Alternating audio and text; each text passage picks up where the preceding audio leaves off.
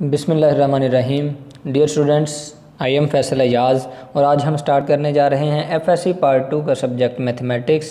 इसका chapter number 7 exercise 7.3। जी students, तो exercise 7.3 का आगाज़ करने से पहले सबसे पहले हम आर्टिकल देखते हैं स्केलर प्रोडक्ट और डॉट प्रोडक्ट। तो स्केलर प्रोडक्ट की डेफिनेशन की तरफ आते हैं। स्केलर प्रोडक्ट क्या होती है? तो बेटा जी यहाँ पे हम इसकी डेफिनेशन कुछ यूँ करेंगे। Consider two vectors a and b, कि अगर हमारे पास ए और बी कोई से दो वेक्टर्स हैं, then their dot product is defined as, तो फिर इसकी डॉट प्रोडक्ट जो है उसको हम यूँ बयान करेंगे, A vector dot B vector will be equal to A vector magnitude B vector magnitude cos of the angle theta, where theta is the angle between A and B vector, कि जो हमारे पास थीटा एंगल है वो ए और B जो दो vectors हैं उनके दरमियान जनरेट हो रहा है। तो ये हमारे पास स्केलर प्रोडक्ट की डेफिनेशन है। ठीक है जी। इसके साथ अब हम देखते हैं कि जब दो सेम वेक्टर्स आपस में हम मल्टीप्लाई करेंगे, उनकी डॉट प्रोडक्ट लेंगे, तो फिर उसका जवाब क्या आता है। तो यहाँ पे हमने देखा कि जब हम आई वेक्टर को आई वेक्टर के साथ ही उसकी डॉट प्रोडक्ट लेते हैं, तो यहाँ से हमारे पास बेटा जी देखें, according to the definition of dot product हमने क्या किया, आई वेक्टर की मैग्नीट्यूड ली, फिर सेकेंड आई वेक्टर की मैग्नीट्यूड ली अकॉर्डिंग टू दिस। उसके बाद हमारे पास cos of the angle theta आना था। थीटा हमारे पास क्या है, हमने देखा कि यहाँ पे चूंकि सेम वेक्टर्स हैं, अगर एक वेक्टर का अपने वेक्टर के साथ ही एंगल देखा जाए तो वो एंगल उसका 0 होता है। तो यहाँ पे हमारे पास थीटा जो था वो 0 डिग्री आ गया। तो हमने देखा कि आई वेक्टर चूंकि यूनिट वेक्टर है, इसकी मैग्नीट्यूड 1 होगी, इसकी भी मैग्नीट्यूड 1 होगी, और कॉस 0 पे 1 होता है। तो यहाँ से इसको हमने मल्टीप्लाई किया बेटा, तो यहाँ से हमारे पास आ गया i vector dot i vector is equal to 1। यानी यहाँ से हमने ये रिजल्ट वो जो है कंक्लूड किया कि जब दो सेम वेक्टर्स की डॉट प्रोडक्ट ली जाएगी तो वहाँ से हमारे पास जो उसका रिजल्ट है वो 1 के इक्वल आएगा। तो सिमिलरली हम इसको यूँ भी कह सकते हैं कि j vector dot j vector is equal to k vector dot k vector is equal to 1। यानी जब दो सेम वेक्टर्स को हम मल्टीप्लाई करेंगे, उनकी डॉट प्रोडक्ट लेंगे, तो वो हमारे पास 1 के इक्वल आता है। अब हम देखते हैं कि जब दो डिफरेंट वेक्टर्स की डॉट प्रोडक्ट ली जाएगी तो फिर हमारे पास उसका रिजल्ट क्या आएगा। तो अब हमने यहाँ पे देखा, जब आई वेक्टर को जे वेक्टर के साथ उसकी डॉट प्रोडक्ट हमने की, तो यहाँ से हमारे पास according to definition of dot product i vector की मैग्नीट्यूड ली हमने, फिर जे वेक्टर की मैग्नीट्यूड, और कॉज यहाँ पे एंगल हमारे पास क्या आ गया, 90 डिग्री का, क्योंकि ये दो डिफरेंट वेक्टर हैं और दो डिफरेंट वेक्टर आपस में क्या हैं, परपेंडिकुलर हैं। तो यहाँ पे हमारे पास एंगल आ गया 90 डिग्री का। यहाँ से फिर आई वेक्टर चूंकि यूनिट वेक्टर है उसकी मैग्नीट्यूड 1, जे वेक्टर की मैग्नीट्यूड 1, जबकि कॉज जो है वो 90 डिग्री पे होता है 0। तो यहाँ से हमारे पास फिर ये टू डिफरेंट वेक्टर्स की जो डॉट प्रोडक्ट है वो क्या आ गई हमारे पास, वो 0 आ गई है। तो इससे हमने ये रिजल्ट हमने वो देखा है कि जब हम दो डिफरेंट वेक्टर्स की डॉट प्रोडक्ट लेते हैं तो वो जवाब में 0 आता है, और जब दो सेम वेक्टर्स की डॉट प्रोडक्ट लेते हैं तो वहाँ पे हमारे पास रिजल्ट जो है वो 1 के इक्वल आता है। तो सिमिलरली हम इसको यूँ भी कह सकते हैं, I dot J will be equal to j dot I will be equal to k vector dot I vector will be equal to I dot k, j dot k will be equal to k dot j is equal to 0। यानी कि जब भी हम to different vectors की dot product लेंगे तो वो हमेशा हमारे पास जो रिजल्ट देगा वो 0 के इक्वल देगा। जी तो मेरा बेटा, इसके साथ ही हमारे पास ये 3 डिडक्शंस हैं, इनको आपने याद रख लेना है। ये MCQs में भी अक्सर बातें पूछी जाती हैं। तो उसने कहा कि अगर हमारे पास एंगल है 0, थीटा अगर हमारे पास आ जाता है 0 डिग्री, तो हमारी जो डॉट प्रोडक्ट होगी टू वेक्टर्स की वो ए बी के इक्वल आएगी। यानी अगर ए वेक्टर डॉट बी वेक्टर है, इसकी डॉट प्रोडक्ट जो है ए बी के इक्वल होगी अगर हमारे पास एंगल 0 डिग्री आता है, और ए और बी वेक्टर की डॉट प्रोडक्ट जो है वो माइनस ए बी के इक्वल होगी अगर उनके दरमियान जो एंगल है वो 180 डिग्री का जनरेट हो रहा है, और ए वेक्टर और बी वेक्टर जो है इनकी डॉट प्रोडक्ट जो है वो 0 के इक्वल होगी अगर इन दोनों के दरमियान जो एंगल है वो 90 डिग्री का जनरेट हो रहा है। जी मेरा बेटा, यहाँ से हमने देखा कि कैसे हम टू वेक्टर्स के बिटवीन डॉट प्रोडक्ट लेते हैं। सेम वेक्टर की डॉट प्रोडक्ट हो तो फिर रिजल्ट क्या आते हैं, डिफरेंट वेक्टर्स की डॉट प्रोडक्ट हो तो देन रिजल्ट हमारे पास क्या आता है। तो हमने बाय डेफिनेशन जो लिखा था कि A vector dot B vector will be equal to A vector magnitude B vector magnitude cos theta, तो वहाँ से हमने A vector magnitude B vector magnitude को जब इधर ले आए तो वो हो गया डिवाइड। तो यहाँ से हमारे पास जो था वो cos theta is equal to A vector dot B vector over a vector magnitude B vector magnitude generate हो गया। अब इसके साथ ही हम बात करते हैं projection of a vector along to the other vector. अब यहाँ से हमने देखा कि जब एक वेक्टर की दूसरे वेक्टर के अलोंग हमने प्रोजेक्शन फाइंड आउट करनी है तो कैसे करेंगे। उसके लिए फॉर एग्जांपल हमने यहाँ से देखा कि ये हमारे पास एक वेक्टर ए है और ये वेक्टर हमारे पास बी वेक्टर है, ये हमारे पास कोई ओरिजिन है, पॉइंट ओ का नाम दिया है इसको। अब ए वेक्टर की हमने प्रोजेक्शन फाइंड आउट करनी है अलोंग बी, तो हमने क्या किया, ए वेक्टर से हमने प्रोजेक्शन ड्रा की है बी वेक्टर के ऊपर। अब प्रोजेक्शन का मतलब होता है जी साया। अब ये जो प्रोजेक्शन हमने ड्रा की है इसका शेडो जनरेट हो रहा है बी वेक्टर के ऊपर, कहाँ से कहाँ तक, ये हमने इसको पॉइंट का नाम दिया था जहाँ वो मीट कर रहा था एम पॉइंट। तो ओ एम जो है वो हमारी प्रोजेक्शन है वेक्टर ए की अलोंग बी। तो हमने लिखा projection of a along b is O M magnitude. अब अगर देखा जाए कि जो प्रोजेक्शन जनरेट हो रही है वेक्टर ए से वो है ओ एम, तो ओ एम और ए वेक्टर के बिटवीन जो रिलेशनशिप है उनको हमने देखा। तो O M vector magnitude divided by A vector is equal to cos theta. तो ये हमारे पास according to cos by definition ये वैल्यू आ गई है जी। तो हमने यहाँ से ए वेक्टर मैग्नीट्यूड जो डिवाइड हो रही थी वो हमने इधर मल्टीप्लाई कर दिया। तो यहाँ से कॉस थीटा जो बाय डेफिनेशन हमने फाइंड आउट किया था A vector dot B vector divided by A vector magnitude और बी वेक्टर मैग्नीट्यूड, हमने उसकी वैल्यू रिप्लेस कर दी। तो ए वेक्टर जो था ए वेक्टर मैग्नीट्यूड के साथ कैंसिल हो गया है।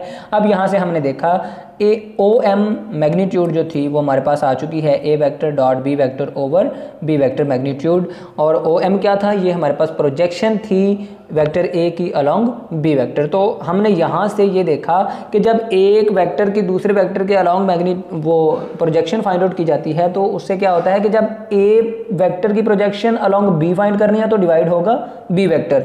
इसके अपोजिट जब हम कहेंगे find the projection of B along A तो हम यहाँ पे फिर डिवाइड करेंगे ए को। अब ऊपर जो है ए डॉट बी वेक्टर आ जाए या बी डॉट ए वेक्टर आ जाए उससे कोई डिफरेंस नहीं होगा, क्योंकि ए डॉट बी वेक्टर जो है ये कम्यूटेटिव है एक दूसरे के साथ। A vector dot B vector will be equal to B vector dot A vector, तो उससे कोई फर्क नहीं आएगा। फर्क आएगा नीचे से कि अगर आपने ख्याल रखना है अगर प्रोजेक्शन जो है वो आपकी ए अलोंग बी है तो आपने नीचे बी वेक्टर की मैग्नीट्यूड को डिवाइड करना है, और अगर प्रोजेक्शन जो है वो बी अलोंग ए है तो फिर आपने ए वेक्टर की मैग्नीट्यूड को डिवाइड करना है।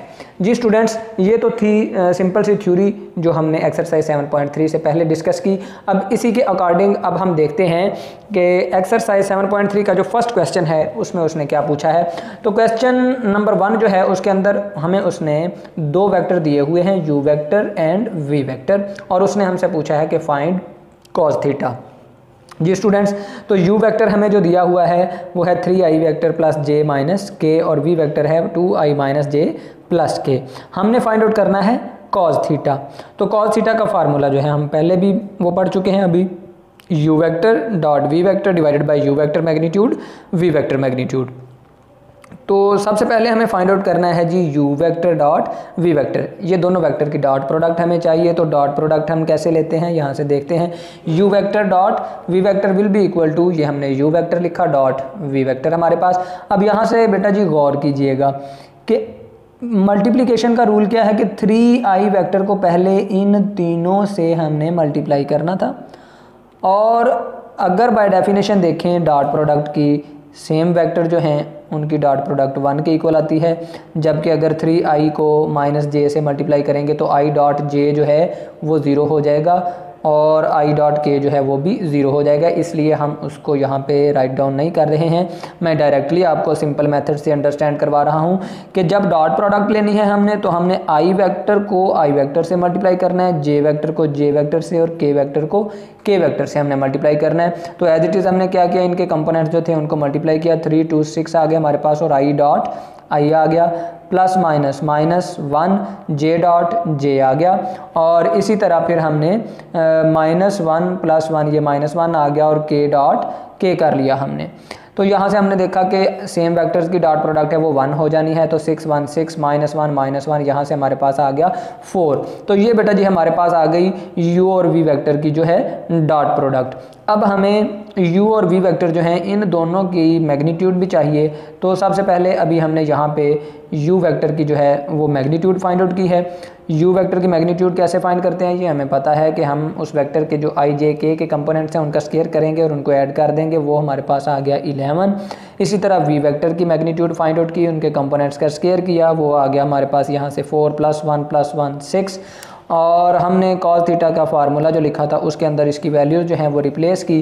तो वहाँ से हमारे पास आया cos theta = u dot v vector. u और v वेक्टर की जो डॉट प्रोडक्ट थी जी वो हमारे पास ये आ चुकी है 4, वो हमने यहाँ पे लिख दिया 4 divided by u vector magnitude हमारे पास 11 है, v वेक्टर मैग्नीट्यूड हमारे पास 6 है। तो इनकी मल्टीप्लिकेशन हमने की तो यहाँ से आ गया 66।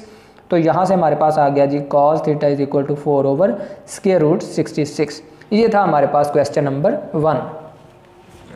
जी स्टूडेंट्स, अब हम देखते हैं क्वेश्चन नंबर 2, इसका पार्ट नंबर 1 पार्ट नंबर 2। जैसे पार्ट नंबर 1 करेंगे वैसे ही आपने पार्ट नंबर 2 भी सॉल्व कर लेना है। क्वेश्चन नंबर 2 के अंदर उसने हमें प्रोजेक्शन पूछी है। अभी अभी हम प्रोजेक्शन को रीड आउट कर चुके हैं, स्टडी कर चुके हैं प्रोजेक्शन क्या होती है, कैसे फाइंड आउट की जाती है। सिंपली उसमें हमने डॉट प्रोडक्ट लेनी है और एक वेक्टर की जो मैग्नीट्यूड लेनी है उस पर हमने डिवाइड कर देना होता है, तो वो हमारे पास प्रोजेक्शन आ जाती है। जी स्टूडेंट्स, तो यहाँ पे उसने देखिए हमें एक वेक्टर ए दिया हुआ है और वेक्टर बी दिया हुआ है और हमसे पूछा है कि find the projection of a along b. तो अभी अभी मैंने बताया था कि जब आपने जिस वेक्टर के अलोंग प्रोजेक्शन फाइंड आउट करनी है उसी वेक्टर को हमने नीचे डिवाइड करना होता है। तो यहाँ से हमने ए वेक्टर और बी वेक्टर की डॉट प्रोडक्ट लेनी है और बी वेक्टर की मैग्नीट्यूड पे डिवाइड करना है, तो वो सिंपली हमारे पास उसकी प्रोजेक्शन आ जाएगी। तो अब बेटा जी यहाँ से देखें, ए वेक्टर डॉट बी वेक्टर हमने ली है। ए वेक्टर हमारे पास आई वेक्टर माइनस के था और बी वेक्टर हमारे पास जे वेक्टर प्लस के वेक्टर था। अब आई वेक्टर डॉट जे वेक्टर, आई vector dot k vector minus के वेक्टर डॉट जे वेक्टर, फिर माइनस के वेक्टर डॉट के वेक्टर। अब यहाँ से चूंकि ये डिफरेंट वेक्टर्स हैं तो इनकी डॉट प्रोडक्ट हो गई 0, इनकी भी डॉट प्रोडक्ट 0 और इसकी भी 0। अब चूंकि ये सेम वेक्टर्स थे तो इनकी डॉट प्रोडक्ट हो गई 1 और ये -1 आ गया। यहाँ से हमारे पास इनकी दोनों की जो डॉट प्रोडक्ट थी वो -1 आ गई। अब हमें इसकी मैग्नीट्यूड चाहिए, तो मैग्नीट्यूड हमें पता है कि उनके आई जे के कंपोनेंट्स का स्क्वायर करेंगे और स्क्वायर रूट लेके उनको ऐड कर देंगे। तो यहाँ से हमारे पास बी वेक्टर की जो मैग्नीट्यूड आ गई है जी वो √2 आ गई है। अब हमारे पास जो यहाँ से projection of a along b है, यानी अगर ये ए और बी वेक्टर थे तो ए वेक्टर की और बी वेक्टर की डॉट प्रोडक्ट -1 है और नीचे हमारे पास ये आ गया बी वेक्टर। तो ये हमारे पास फाइंड आउट हो चुकी है projection of a along b. तो ये था हमारे पास क्वेश्चन नंबर 2। जी स्टूडेंट्स, अब हम देखते हैं एक्सरसाइज 7.3 का क्वेश्चन नंबर 3। इसमें उसने हमें दिए हुए हैं दो वेक्टर u और v और उसने हमें बताया हुआ है कि u वेक्टर जो है वो v वेक्टर पे परपेंडिकुलर है, तो आपने फाइंड आउट करनी है वैल्यू अल्फ़ा की। तो यहाँ पे बेटा जी देखें, u वेक्टर उसने हमें दिया है 2α i + j - k, v vector given है i + α j + 4k। तो हमने यहाँ पे लिखा जो गिवन था u vector is perpendicular to v vector. अगर ये दोनों परपेंडिकुलर हैं तो पीछे हम पढ़ चुके हैं कि जो वेक्टर आपस में परपेंडिकुलर होते हैं उनकी डॉट प्रोडक्ट =0 होती है। तो यहाँ से हमने इनकी डॉट प्रोडक्ट को =0 रखा, u वेक्टर रिप्लेस किया, डॉट v वेक्टर रिप्लेस किया और इनकी डॉट प्रोडक्ट ली। डॉट प्रोडक्ट कैसे ली, जैसे हमने पीछे पढ़ा था कि i वेक्टर को हम i वेक्टर से मल्टीप्लाई करेंगे। तो यहाँ से 2α और 1 मल्टीप्लाई किया, 2α आ गया, i डॉट i1 बन गया। इसी तरह फिर 1 प्लस मल्टीप्लाइड बाय अल्फ़ा किया तो वहाँ से अल्फ़ा आ गया, j डॉट j1 हो गया। -1 को 4 से मल्टीप्लाई किया, -4 आ गया और k डॉट k हमारे पास 1 आ गया। इन दोनों को ऐड किया तो यहाँ से आ गया बेटा जी हमारे पास 3α - 4 = 0 और यहाँ से -4 इधर आ गया तो प्लस हो गया। 3 मल्टीप्लाई हो रहा था अल्फ़ा के साथ तो इधर आकर हो गया डिवाइड। तो यहाँ से हमारे पास ये अल्फ़ा की वैल्यू आ गई 4/3। जी स्टूडेंट्स, उम्मीद है आज का लेक्चर आपको अच्छे से अंडरस्टैंड हो चुका होगा। अगर आपको आज की हमारी वीडियो अच्छी लगी हो तो आप हमारी वीडियो को लाइक कीजिएगा, शेयर कीजिएगा, कमेंट कीजिएगा और हमारे चैनल को सब्सक्राइब कीजिएगा और बेल आइकन को ज़रूर प्रेस कीजिएगा ताकि हमारी हर आने वाली नई वीडियो जो है वो आप तक बआसानी पहुँच सके। इंशाअल्लाह ताला हम अपने नेक्स्ट लेक्चर में एक्सरसाइज 7.3 के क्वेश्चन नंबर 4 से आगाज़ करेंगे। तब तक के लिए इजाज़त दीजिए। अल्लाह हाफ़िज़।